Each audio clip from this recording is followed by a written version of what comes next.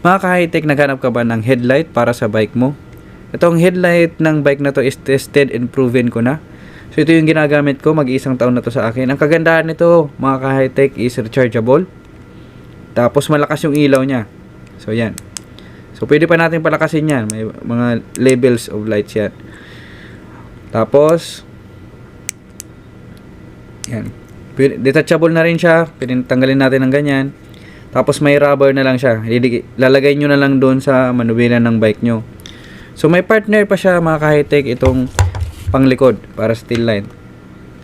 So ito naman, yan. So may mga options pa yan. Yan. Oh, yan. Marami yan.